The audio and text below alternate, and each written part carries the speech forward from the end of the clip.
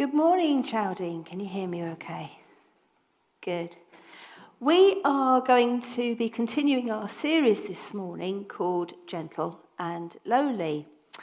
This series is all about the all-encompassing love that Jesus has in his heart for us and its many aspects.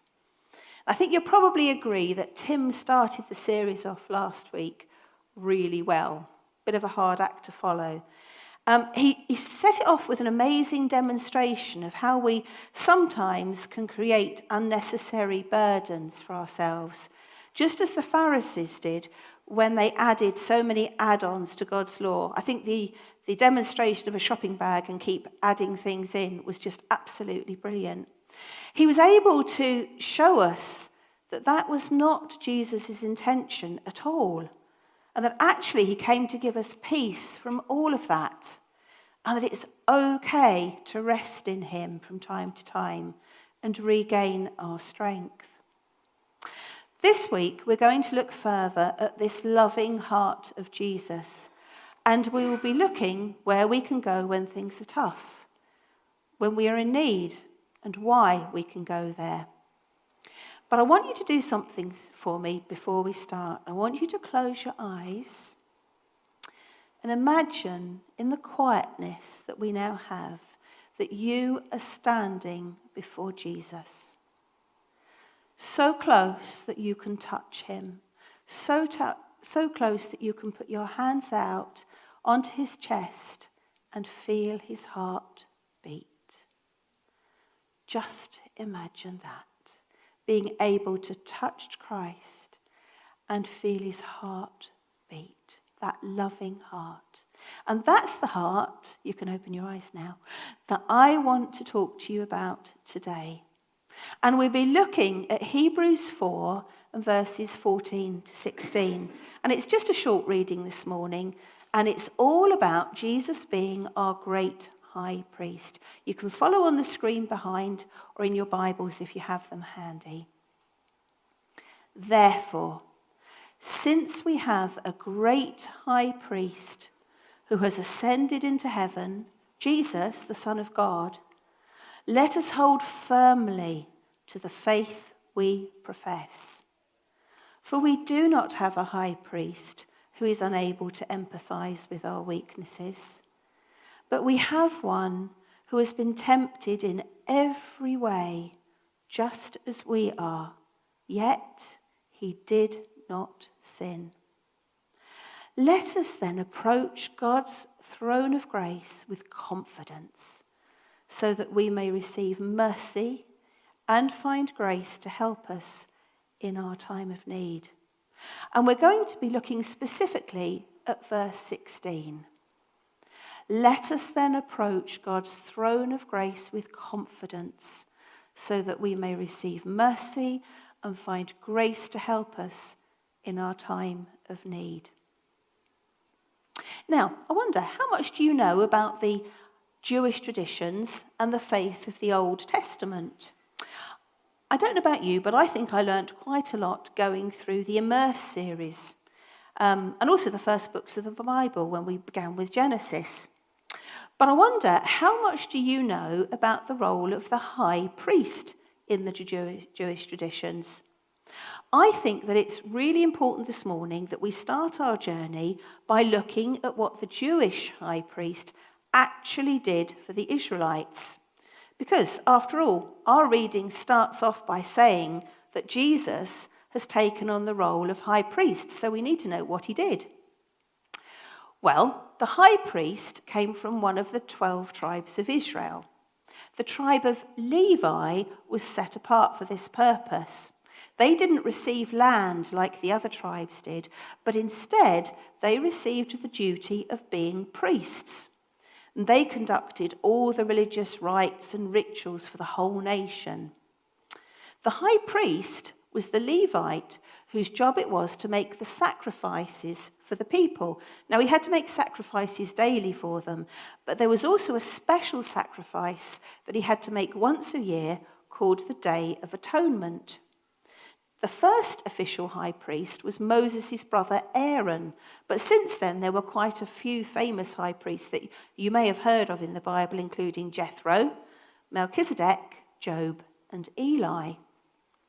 Now, another perhaps simpler way of looking at the high priest's role, well, he was the person who could go before God and present a substitute for the sins of others. But what did he actually do? Well, I told you, once a year, the high priest would offer this sacrifice on the Day of Atonement. And this was the day when he would be able to enter the Holy of Holies, which no one else could do, because it was where the presence of God came to rest on the Ark of the Covenant. Before he could enter, he had to atone for his own sins. That means make amends for them. After all, he was just a human being like you and me, so he'd done some wrong stuff too. An interesting fact about him, when I was reading up on this, was that he tied a rope with a bell around himself. Why? So that if he did not do the job properly and didn't properly atone for his own sins, and he dropped dead from being unclean in the presence of God, his body could be pulled out. The high priest would then atone for all the sins of all the people, and he would intercede on their behalf, and God would forgive them. What did the high priest actually look like, though? I've got a photo, which I hope that you can see. There was a breastplate of judgment, a white tunic. It was all very, very decorative and rather lovely. And do you notice the bells along the bottom? I think that was like his added assurance, having those bells along the bottom. Okay, so we know about the high priest. Let's remind ourselves, why is it we need to know about the high priest? Because it says in our reading, therefore, since we have a great high priest who has ascended into heaven, Jesus, the Son of God, let us hold firmly to the faith we profess. Jesus is the new high priest. He is our high priest, and he is interceding for us. That's a long word, isn't it? What does interceding actually mean? It means representing someone else, acting on their behalf. And there's a famous example that I want to share with you this morning that we actually learned about in the Alpha course. And I think it's a really good example of interceding. During the American Civil War, a young soldier in the Union Army lost both his older brother and his father in the Battle of Gettysburg. The soldier decided to go to Washington to see President Lincoln. He had decided to ask for an exemption from military service so that he could go back to the family farm and help his sister and mother with the spring planting, as otherwise the farm would be lost. And the president was the only one who could grant this exemption. When he arrived in Washington, he went to the White House. Approaching the front gate, he asked to see the president. The guard on duty told him, "You can't see the president, young man. The president is a very busy man. Now go away, son. Get back out there on the battle lines where you belong." While sitting sadly on a park bench not far from the White House, a little boy came up to him and asked what was wrong. The soldier began to share his sad story. The little boy listened and said, "I can help you, soldier." He took the soldier by the hand and led him back to the front gate of the White House. Apparently, the guard didn't notice them because they weren't stopped. They walked straight to the front door of the White House and walked right in. After they got inside, they walked right past the generals and high-ranking officials, and no one said a word. The soldier couldn't understand what was happening. Why didn't anyone stop them?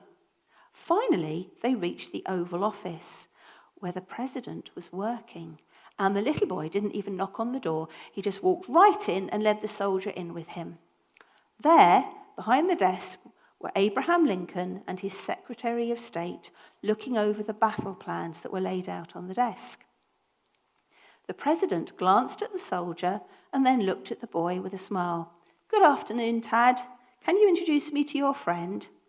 And Tad Lincoln, the son of the President of the United States, said, "Daddy, this soldier needs to talk to you."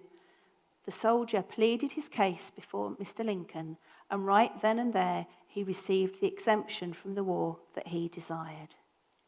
Tad, the president's son, interceded. He represented the soldier to his father. And that is exactly the same thing that Jesus does for us.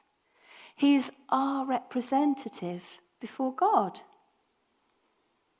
Jesus is the new high priest interceding on our behalf. But he's a new high priest, so there's some differences. I think it might be a good idea to look at the differences between the Old Testament high priest and Jesus, who is our new high priest. I've put them on a slide, which hopefully coming up here. So you'll see the Old Testament high priest, well, there were lots of them, where Jesus, there's only the one. They were temporary, just like you and me. They died. Jesus is permanent, eternal. They had to do sacrifices daily. He sacrificed himself once and for all. They were human and flawed and made mistakes. He was holy and innocent. They had to offer sacrifices for themselves, but he only offered himself as a sacrifice for others. They used dead animals. He offered himself. So there's quite a difference between them. There's similarities, but there's also differences. So why is it so important that we know and understand that Jesus is our high priest? What does verse 14 say again? Therefore, since we have a great high priest who has ascended into heaven, Jesus, the Son of God, let us hold firmly to the faith we profess. We are told it is important because we are told to hold firmly to the faith we possess. It's important to remember because Jesus is right there before God pleading our case.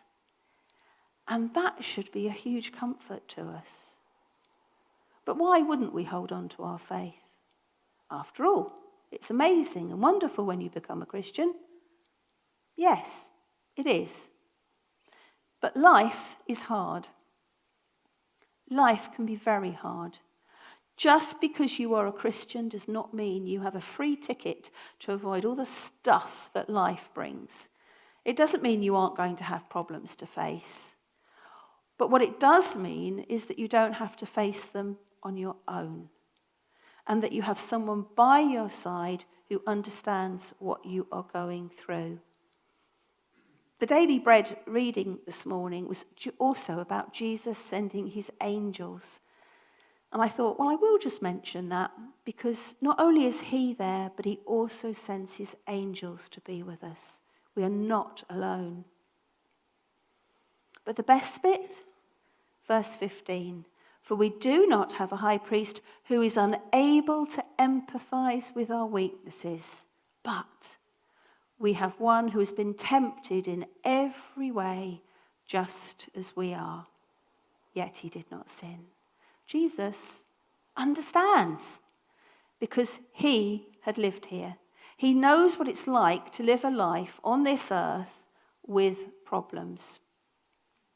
Dane Ortland sums up this empathy brilliantly in his book, Gentle and Lowly, that we're looking at over the next few weeks. And I just want to read just a little clip from it because it just sums it up. He says this: Jesus was a sinless man, not a superman. He woke up with a bad head. He had spots at 13. He never would have appeared on the cover of Men's Health. Isaiah 53 verse 2 says, he had not beauty that we should desire him. He came as normal man to normal me. He knows what it is to be thirsty, hungry, despised, rejected, scorned, shamed, embarrassed, abandoned, misunderstood, falsely accused, suffocated, tortured, and killed. He knows what it is to be lonely. His friends abandoned him when he needed them most. Had he lived today, every last Twitter follower and Facebook friend would have unfriended him the minute he turned 33. He who will never unfriend us. Consider your own life. When the relationship goes sour, when the feelings of futility come flooding in, when it feels like life is passing us by, when it seems that our one shot at significance has slipped through our fingers, when we can't sort out our emotions, when the long-time friend lets us down, when a family member betrays you, when we feel deeply misunderstood, when we are laughed at by the impressive, in short, when the fallenness of the world closes in on us and makes us want to throw in the towel, right there, we have a friend who knows exactly what such testing feels like and sits close to us and embraces us. Solidarity. Our tendency is to feel intuitively that the more difficult life gets, the more alone we are. As we sink further into pain, we sink further into isolation. The Bible corrects us. Our pain never outstrips what he himself shares in. We are never alone. That sorrow that feels so isolating, so unique, was endured by him in the past and is now shouldered by him in the present. Doesn't that just sum it all up? Now, remember what I said about standing in front of Christ and putting your hands on his chest and his heart? Think about that again. Isn't that amazing? Jesus understands. He gets it. He understands when we are sad, when we're lonely, when we're weary. He understands when we're scared, when we're happy, when we're angry, we're hurt, confused, when we feel lost, when we are tempted to do something we know is wrong, when we make mistakes. And because of all that, we are told, let us then approach God's throne of grace with confidence so that we may receive mercy and find grace to help us in our time of need. What does it mean to approach the throne of grace? That's quite poetic language, isn't it? What is it poetic language for? It means that despite all that we are, we can still come to God. Why? So that we may receive mercy and grace to help us in our time of need. But what is grace? What is mercy? Grace is forgiveness and mercy that is not deserved and is not earned. It is given freely. A story is told about Fiorello LaGuardia, who, when he was mayor of New York City during the worst days of the Great Depression and all of World War II, was called by adoring New Yorkers the Little Flower. Why? Because he was only 5'4" and always wore a carnation in his lapel. He was a colourful character who used to ride the New York City fire trucks, taking entire orphanages to baseball games. And whenever the New York newspapers were on strike, he would go on the radio and read the Sunday funnies to the kids. One bitterly cold night in January of 1935, the mayor turned up at a night court that served the poorest part of the city. LaGuardia dismissed the judge for the evening, and he took over the bench himself. Within a few minutes, a tattered old woman was brought before him, charged with stealing a loaf of bread. She told LaGuardia that her daughter's husband had deserted her, her daughter was sick, and her 2 grandchildren were starving. But the shopkeeper from whom the bread was stolen refused to drop the charges. "It's a really bad neighbourhood, Your Honour," the man told the mayor. "She's got to be punished to teach other people around here a lesson." LaGuardia sighed. He turned to the woman. He said, "I've got to punish you. I've got to punish you. The law makes no exceptions. $10 or 10 days in jail." But even as he pronounced sentence, the man was already reaching into his pocket. He extracted a $10 bill and tossed it into his famous hat, saying, "Here is the $10 fine, which I now remit for you. And furthermore, I'm going to fine everyone in this courtroom 50 cents for living in a town where a person has to steal bread so that her grandchildren can eat. Mr. Bailiff, collect the fines and give them to the defendant." So the following day, the New York City newspapers reported that $47.57 was turned over to a bewildered old lady who had stolen a loaf of bread to feed her starving grandchildren.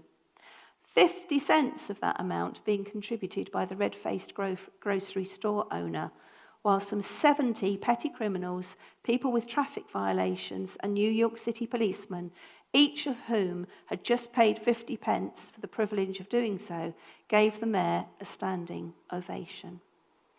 That is mercy and that is grace. He paid the fine for her. He stood in her place. And Jesus does the same for us. He forgives and pays the debt we owe for the wrong things we have done. And he does it willingly and with love and with understanding. And because of that, we need to come boldly to him. We are invited to come to him and find help in time of need. If I had my favourite box of chocolates here, and Sam came up, not pointing any fingers, and took my hazelnut whirl, and in the little green triangle, uninvited, whoa, big trouble. But if I have offered that box of chocolates to whoever wanted to come and have one, well, that's an entirely different situation. It's a free invitation, isn't it? And Jesus is giving us an invitation in this verse to come boldly, with assurance, with peace that it's okay to do so, to find help in time of need. Life can be so tough. It can be boring and it can be routine sometimes. And there are always hiccups along the way. But what an invitation we have here today. So, as I ask the band to come back up, I want you to have a think this morning as you leave here, and I want you to remember some key things. I want you to remember that feeling of standing before Christ and putting your hands on his chest and feeling his beating heart, knowing that he loves you, assured that he loves you and that he died for you. And I also want to think, what should we be doing every day, especially when we are going through a really tough time? Where should we be going to for help? The throne of grace. Why should we be going there? Because Jesus is there already representing us, and he understands what we are going through. How often should we be going there? All the time. All the time. How should we go there? With boldness, with confidence. What will we find there? Grace. Grace and mercy. And what will we receive? Help. Help in our time of need. As the words of the song say, I approach the throne of glory, nothing in my hands I bring, but the promise of acceptance from a good and gracious King. I will give to you my burden as you give to me your strength. Shall we just say a quick prayer? Dear Lord, our Heavenly Father, you have told us to come boldly to you, to your throne of grace, and that you will represent us before God. You understand. You've been through it all, and we thank you for that understanding. Be with everyone here today. Bless them and let them go away feeling that they have someone by their side, interceding, representing them before your Father every day, all the time. We thank you, Lord.